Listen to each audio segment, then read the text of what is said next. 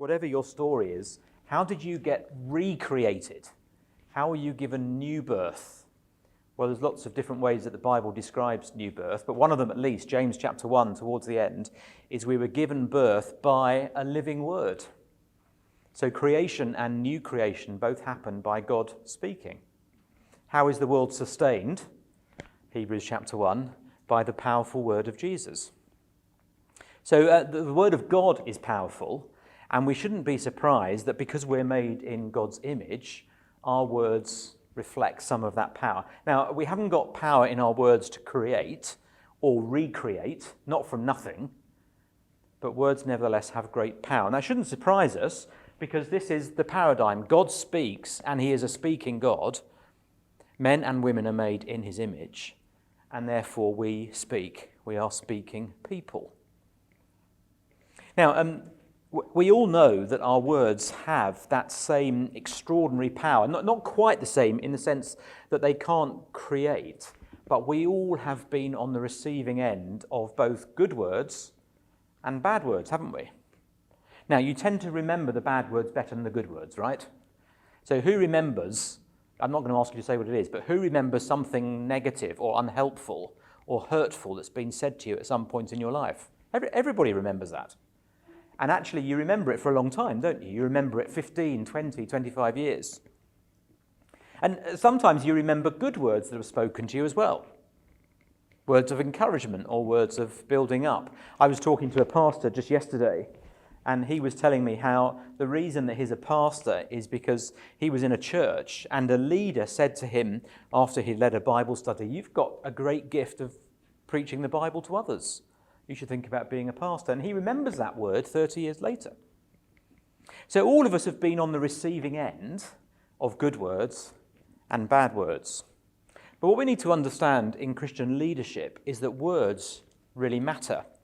So if you've got a Bible, I'd love you to either press whatever button you have to press on your phone or your device, or perhaps open up your Bibles, first of all, to 1 Timothy chapter 4, because we need to see, first of all, that speech is important for leaders.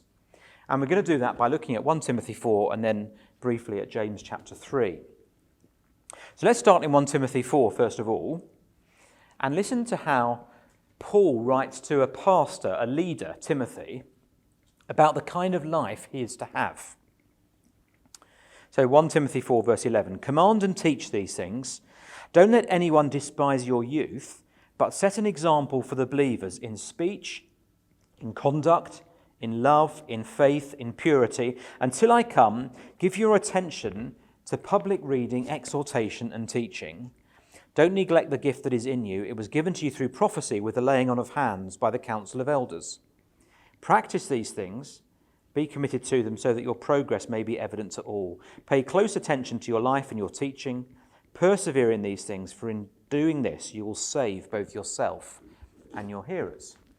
Now, you would expect Timothy to have to take care of some of his words. He's a preacher after all. And Paul says to him to practice his gift, his teaching and preaching gift, the public reading of Scripture. And in fact, doing that is going to be effective in his ministry. So in doing this, the end of verse 16, you will save both yourself and your hearers. He doesn't mean actually save them.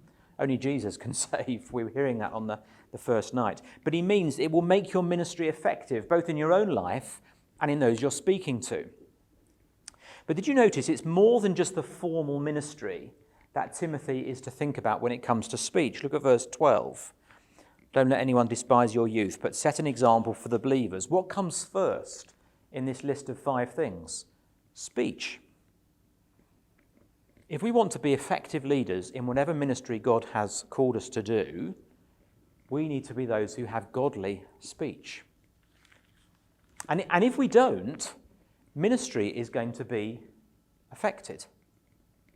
So you can probably imagine a scenario where someone who is conducting a ministry, if they don't speak honestly or kindly or truthfully, or they're quick to get angry, all of those things are going to undermine ministry, aren't they?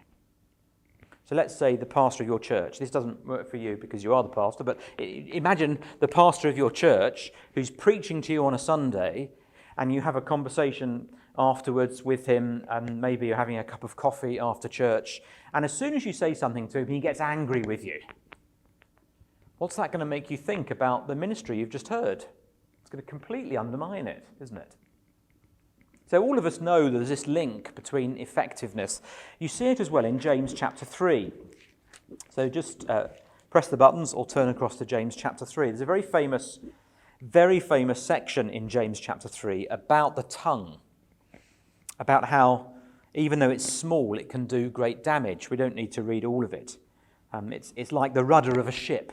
Ship is massive, and yet this little rudder can guide the ship. It's like a bridle in a horse's mouth. Horse is a very powerful animal. If you ever have ridden a horse, they're very powerful animals, and yet the bridle can do an extraordinary job of controlling it. But look how James chapter 3 begins. Not many should become teachers, we might say leaders perhaps in our context. Not many should become teachers, my brothers, because you know that we will receive a stricter judgment. And then James goes on to talk about the tongue. So actually, this whole question of speech is integral to Christian leadership. Verse 1 is connected to verse 2 and verse 3 and so on. So actually, we've got to be very realistic about the danger that can be done, the damage that can be done by our tongues negatively. We need to see that what we say can undermine ministry. It can undermine the effectiveness of us as leaders. It can break relationships. But we also need to understand that good words can also have a positive effect. Good and godly words can build up. Good and godly words can encourage. Good and godly words can do great things to others. So I think the pattern that we need to have as Christians is a mixture of realism and hope. The realism says we know the danger that the tongue can bring to us. We know that the danger of bad words. We know the damage that bad words can do. That, I guess, is why you're here.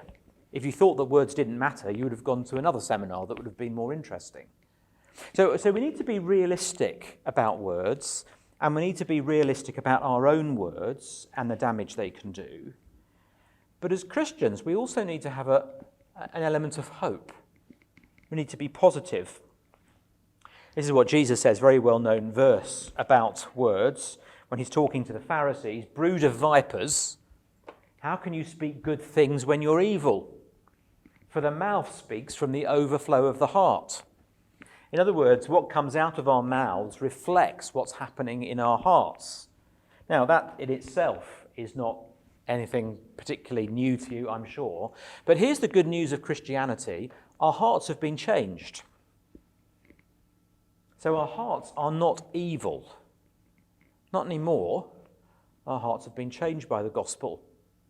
You know, there's a very famous passage in Jeremiah 17 which talks about the heart being deceptively evil all of the time. And all the inclinations and thoughts of the hearts are evil. And it's an amazing verse, but it doesn't apply to Christians. It's describing someone who's not a Christian. You need to go to the next verse to discover the heart of someone who is a Christian. So in the next verse in that passage in Jeremiah 17, that heart is like a tree planted by streams of living water, using the same language of Psalm 1. Now, don't get me wrong, our hearts are not perfect, are they? We know our hearts are not perfect. But when it comes to speech, we ought to be optimistic. We ought to be optimistic, especially if we struggle with bad speech, if we struggle with not speaking words as they ought to be spoken. We ought to be encouraged that it doesn't need to be like that. Our hearts are not deceptively evil all of the time. Otherwise, we really would be in trouble. No, our hearts have been changed. And so what we need to be praying in this seminar is that God will continue to change our hearts, to continue to make them more like him, so that actually we can speak in ways that honour him.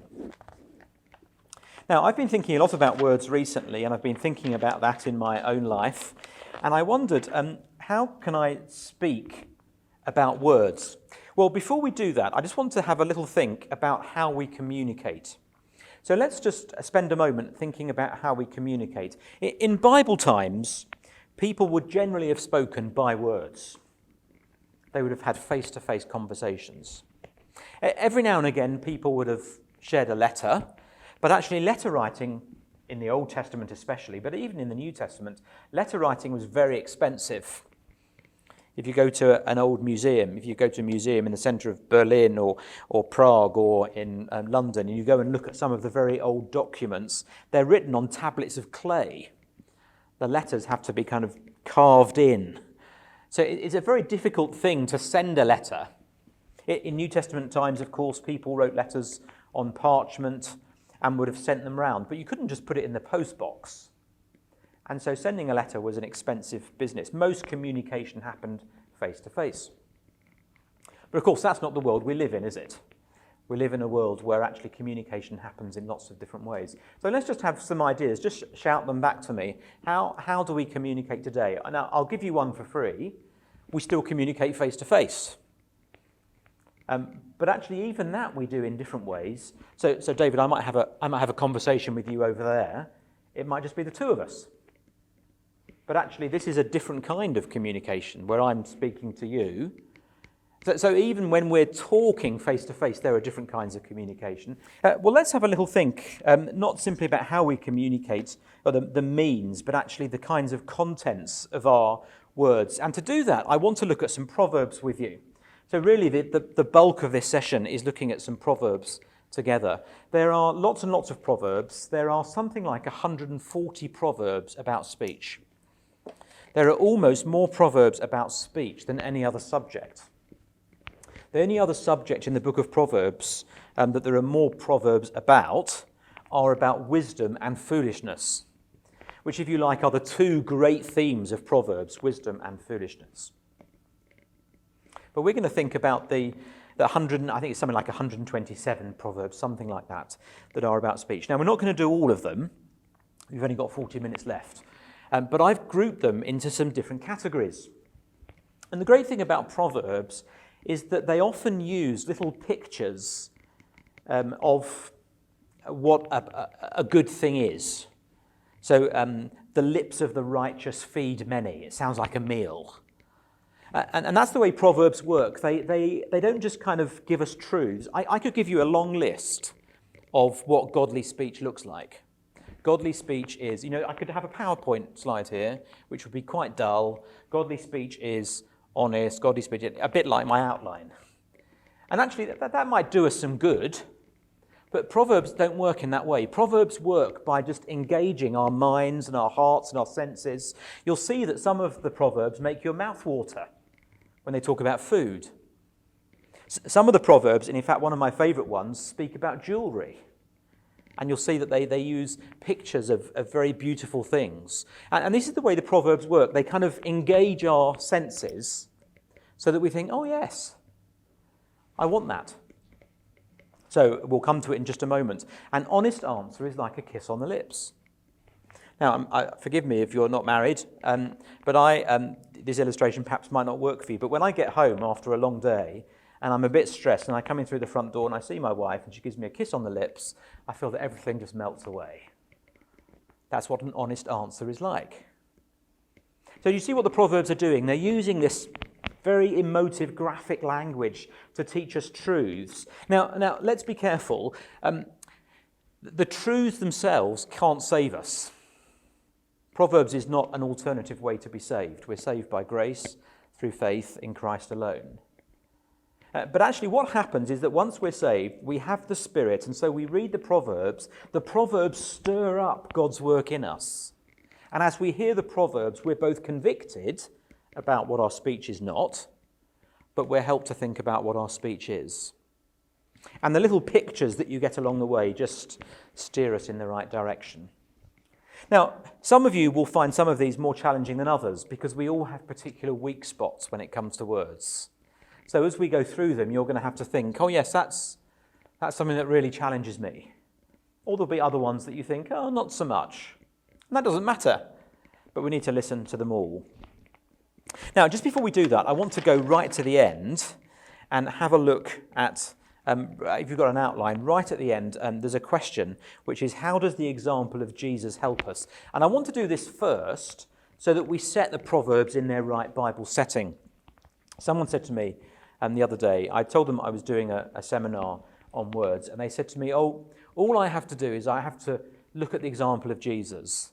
And if I follow the example of Jesus, then my words will be fine.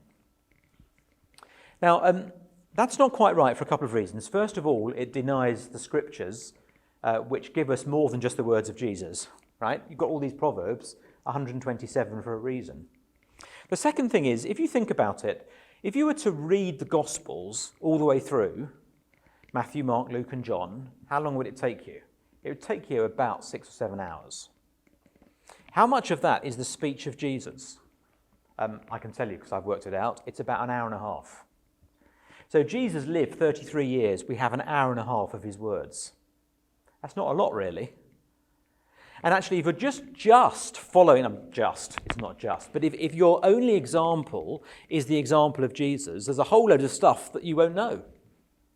So how do you speak to your parents?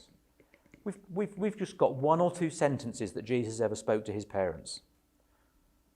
Now, the great hope, therefore, for Christians is not that we just got the words of Jesus. The great hope for Christians is this, that Jesus was a man full of the Spirit. That's how Peter described him in Acts chapter 2. Jesus was a man full of the Spirit. The Spirit came on him at his baptism. We are people full of the Spirit. So the great hope for us as Christians is not actually that we just need to follow Jesus' words. The great hope for us as Christians is that we're filled with the same Spirit Jesus was filled with. So the Spirit who filled Jesus and helped him to do these proverbs and obey them and follow them is the same Spirit that's in us that helps us to hear these proverbs and do them. Okay, is everyone with me?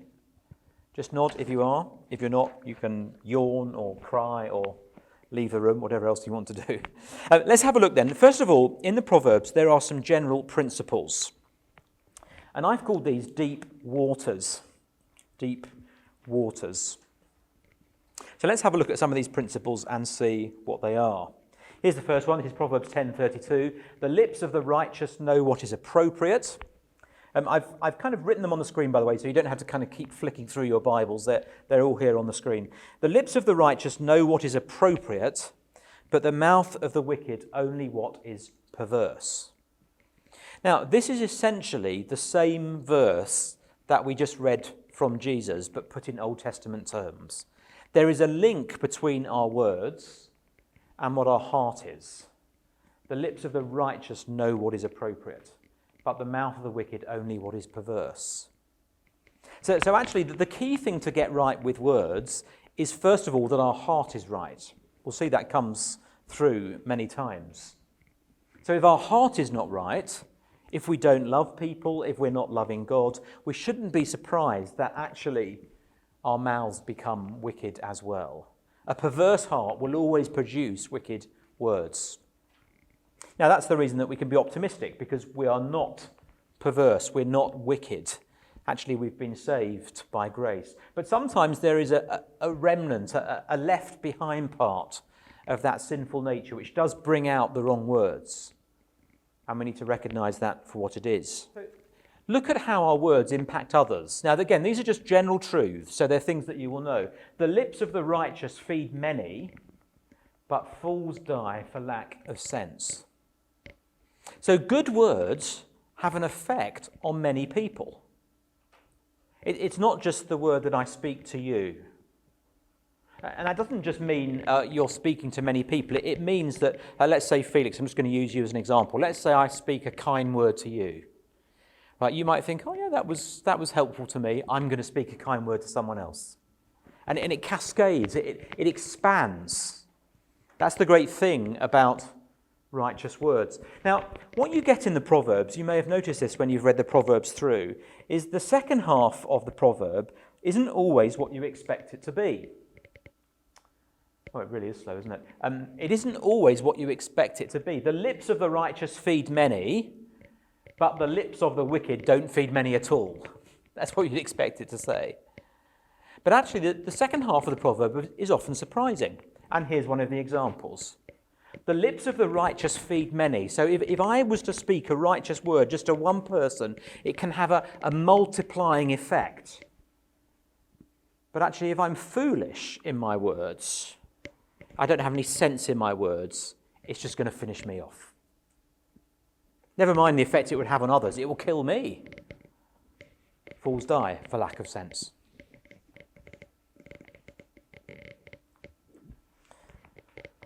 Number 3, just here, Proverbs 18 verse 4. This is where I got my title from, Deep Waters. The words of a person's mouth are deep waters, a flowing river, a fountain of wisdom. There's no contrast here. It's just building up the picture.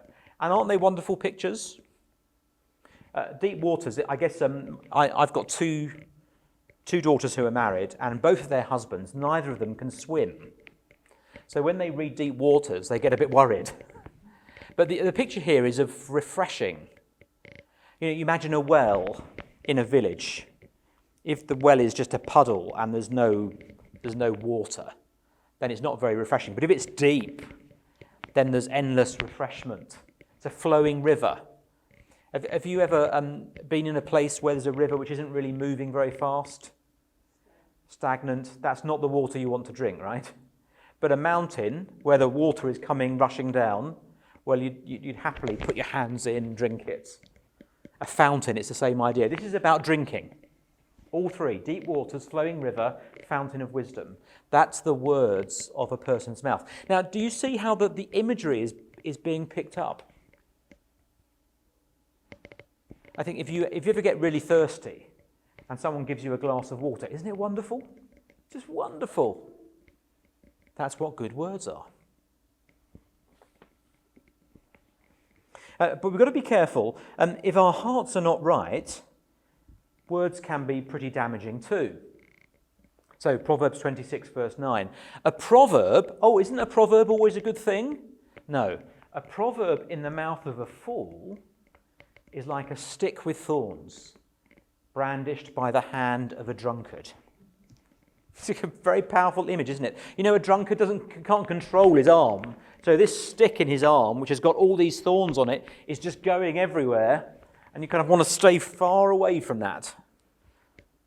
So you can have a really good word, but if it comes from a fool, if it comes from someone who doesn't believe, someone who isn't trusting Christ, someone who isn't putting their faith into practice, it's a dangerous thing.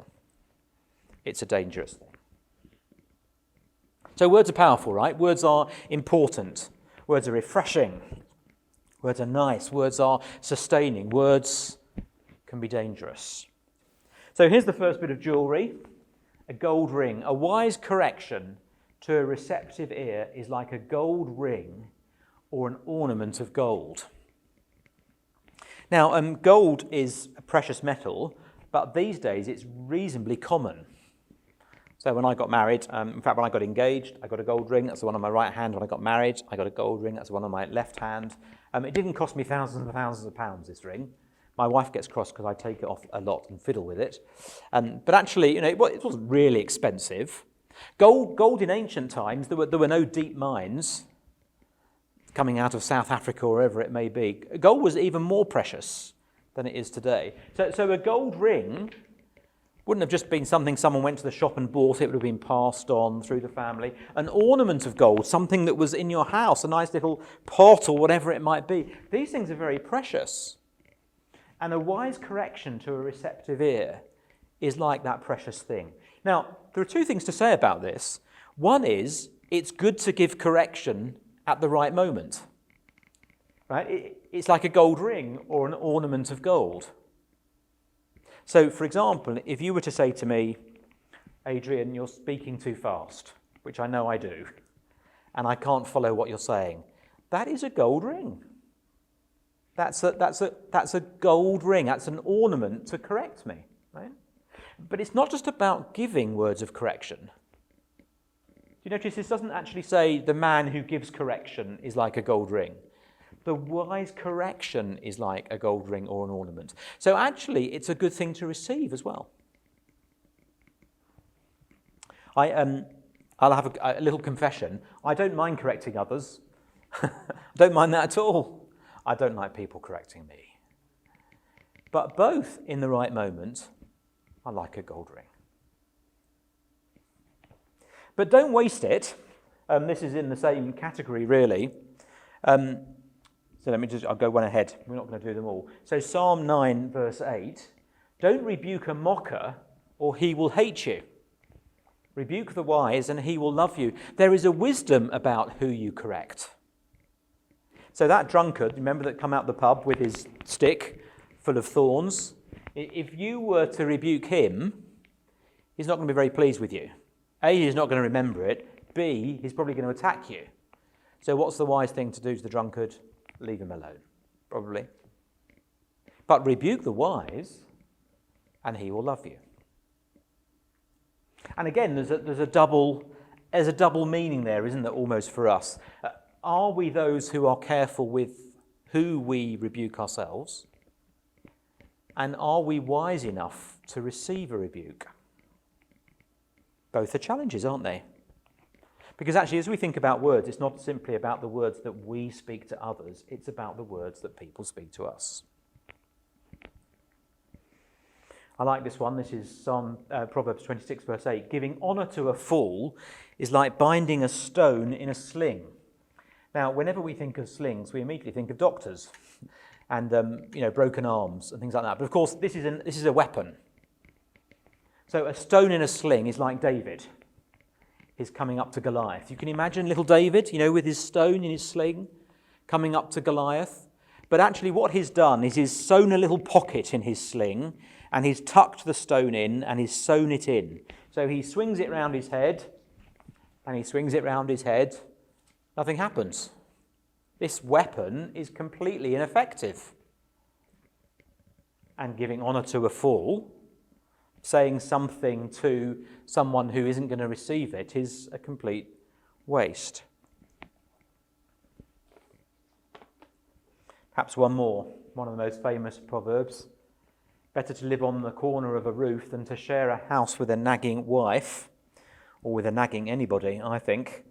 So Proverbs 21, verse 9. It's good to correct, but there is a kind of correction which goes beyond godly correction, and we might call nagging.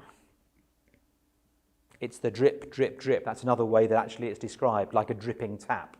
I've got a dripping tap in my hotel room, just up a floor. And the first night I could not sleep, because all I could hear through the door was drip, drip, drip, drip, drip. And once it's in your head, you can't get it out of your head. So I had to get up, and I got one of those towels they give in your room, and I put it under the drip. So it was kind of soaking up the drips, and the sound stopped. Oh, such a relief. Except after about an hour, the towel got very wet, and then it started going drip, drip, drip, drip. So the first night I didn't sleep very well. That's what it's like, nagging. So there's a good kind of correcting, there's a bad kind of correcting. And that's what we need to see with words. It's not simply having the right words, it's speaking them in a certain way. We shouldn't be surprised by that. Here's, I think, my favourite picture, gold apples in silver settings. This is all about when we speak our words, the timing of our words.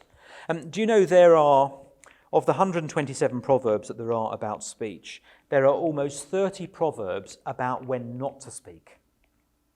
Isn't that incredible? There are almost more proverbs about that than any other subject, being silent. And I just think of some of the things I've said to other people that I really regret. And I think to myself, I wish I'd been silent. I wish I'd just waited. You know that email that you sent? If only I'd waited a day and thought about it. That text message that you can't... If only there was a button on my phone that said, come back. It's interesting, we use Microsoft email at work. Microsoft email now has a function that you can summon your email back. Did you know that? For a day, if someone hasn't read it. If they've read it, no hope. But if you send it and then you regret it, you can press a button and it comes back. Except it leaves a message with the other person. Adrian has retrieved his message. So you don't know what the message is, but you know that someone said something they didn't really want to send. It's a start, isn't it? A word spoken at the right time is like gold apples in silver settings.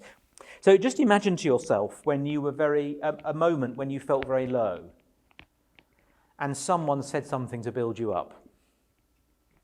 It was like a beautiful piece of jewellery. Or actually when you were getting involved in sin you shouldn't have been, and someone said something to rebuke you at just the right time, beautiful piece of jewellery.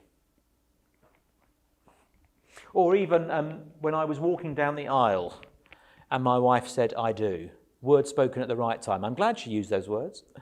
It's a beautiful piece of jewellery. Sometimes that's about speaking up. Proverbs 31 verse 8, speak up for those who have no voice, for the justice of all who are dispossessed. So a word at a right time can be identifying when others can't speak and you can. So it's helping them out, if you like. Sometimes it's about restraint. A fool gives full vent to his anger, Proverbs 29 verse 11, but a wise person holds it in check. This kind of is acknowledging there is a righteous sort of anger, but actually there is a way to display it. And sometimes letting it out is not the right thing to do. We've all seen how that has got us into trouble or got others into trouble. Is another kind of similar idea. A fool's displeasure, Proverbs 12 verse 16, is known at once, but whoever ignores an insult is sensible. Sensible doesn't sound very exciting to me. My mother, when I was at school, said, Adrian, you've got to have some sensible shoes. I didn't want sensible shoes. I wanted shoes that were very pointy. And I wanted to look trendy. So the idea of being sensible didn't really appeal to me. I'm 50 years old now, and suddenly sensible is it's a nice word. I like it now. It's a word that appeals. If you ignore an insult, restrain yourself, that's sensible. I think that's a good lesson for Twitter. If you're on Twitter, people are often saying things to me they don't like about what I've done or what I've written. And actually, sometimes the best thing to do is just ignore it. Some restraint. Even if you think it can be defended sometimes. This is searching. Proverbs 29 verse 20. Do you see someone who speaks too soon? There is more hope for a fool than for him. In the book of Proverbs, the fool is the most desperate of all people. He's the most desperate of all people. Someone who speaks too soon? Even the fool, at the lowest, the kind of lowest point of society, the fool is better off than he is. So it's pretty clear, I think, Proverbs 19 verse 5, a false witness will not go unpunished. One who utters lies will not escape. There's a clear picture. You see it again in Proverbs 12 verse 22. Lying lips are detestable to the Lord, but faithful people are his delight. I like this picture, a sharp arrow. A person giving false testimony against his neighbour is like a club. You imagine a club, bashing, very destructive. A sword, it's a weapon, it kills. A sharp arrow penetrates. That's what a lie does. We're probably not surprised by that. We shouldn't be surprised by that. But let's think just about something a bit more positive. Let's think about the honeycomb. So there are a surprising number of Proverbs. There are about 15, something like that, 15 Proverbs which are all about being gentle or being pleasant, being nice with our words. Pleasant words are a honeycomb, sweet to the taste and health to the body. I'm not sure if a nutritionist would agree with that entirely today. But you've got to remember, this is a culture in which there isn't refined sugar. You can't go to the shop or to the cupboard and open your packet of sugar and pick out a spoon of sugar. So if you want something sweet, you have to go to the honeycomb. This is another idea. I like this. There is one who speaks rashly like a piercing sword. That comes back to the timing. But the tongue of the wise brings healing. Isn't that a lovely picture? Healing. You think about a broken relationship, how the right word at the right moment can bring things together. It's a lovely picture, isn't it? Healing. But we've got to be realistic about this. This is interesting, this proverb. A ruler can be persuaded through patience, and a gentle tongue can break a bone. Now, initially, that sounds as though it's about destruction. But the point is this. A gentle tongue, just a kind word, can actually have a power beyond that which you might imagine. So this isn't about how words can destroy. This is about just generally a point about how pleasant words, gentle words, can have an effect beyond which you would imagine. So imagine you're eating your I don't know, your chicken bone, right? You're having your chicken leg and you're eating it tonight, and if you're one of these people that eats the chicken like this, and you get to the bone and you just lick it, what's going to happen to the bone? Nothing. But the picture is, you lick it, it will break. That's how much effect the tongue can have, even in its gentleness. Do you see the point? So a gentle word can actually have an extraordinary effect. It can make a real impact on someone. That's a nice thought, isn't it?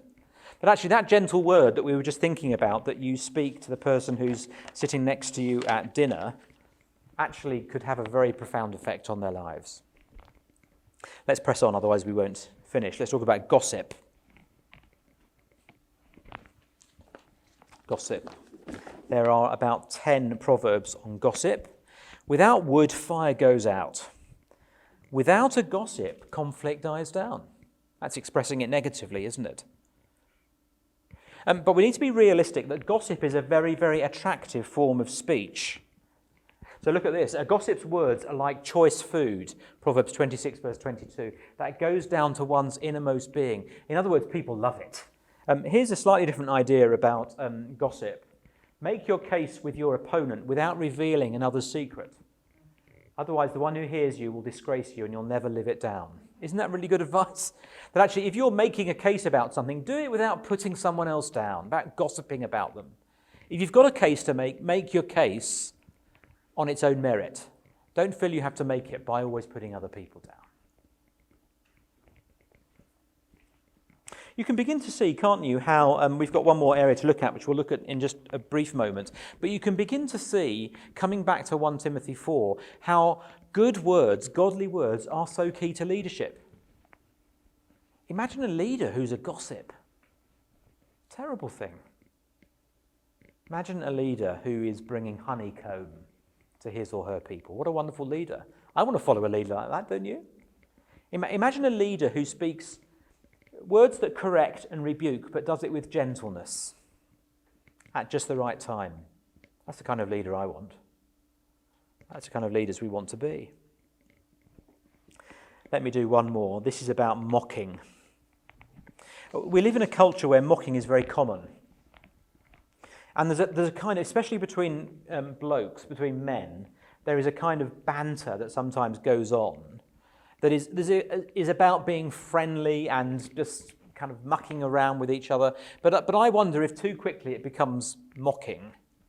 Mockers inflame a city, but the wise turn away anger. Now just take the first line of that and just imagine the picture for a moment. Inflame a city. Think of a city. Think what it takes to burn a city down. This is a powerful image, isn't it? And mocking does that. Mockers inflame a city, but the wise turn away anger. I think especially amongst younger people that I work with very often, it's easy to see how almost the entirety of conversation is based on putting other people down. That seems to be who can outdo one another by being rude to one another, by mocking. And for a while that's quite funny. But after a while it stops being funny. Actually it becomes damaging and dangerous. And for leaders especially, it's ugly because mockers inflame a city. So if you're a leader of a movement or a church and you're always mocking people, if you're always mocking people in the church, how do you suppose people in the church are going to speak to one another? Exactly the same way, aren't they? Why is it that Paul says to Timothy in 1 Timothy 4, set the believers an example? So we've got to be realistic about the work that we do, the ministries we lead, the friendships that we have, that actually the way that we speak is going to affect others. Now, those are 25 proverbs, and I told you there are 127, so there are another 102 to go, but we're not going to do any more. They all broadly fall into those categories. They all broadly fall into the categories of speaking truth, of correcting people in the right way, of being careful when you speak, showing restraint, of being honest and not lying, of speaking in a certain way, being gentle with our words, not gossiping, not mocking. The Bible doesn't actually say much about Jesus' speech as it's reflecting back on what Jesus says. One of the key places it does that, interestingly, is in 1 Peter. It talks about Jesus at his trials and talks about the fact there was no sin in his mouth, that even when he was mocked, he did not retaliate. Instead, he entrusted himself to him who judges justly. It's a wonderful little passage there at the end of 1 Peter chapter 2. And remember, the same Spirit who filled Jesus fills us.